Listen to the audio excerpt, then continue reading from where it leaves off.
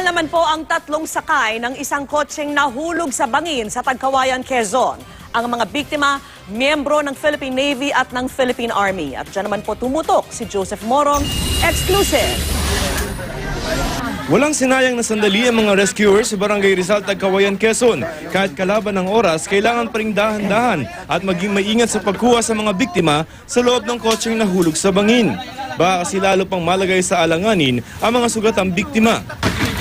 Pinakanapuruhan daw ang babaeng biktimang kinilalang si Lieutenant Commander Esmer de la Peña ng Philippine Navy.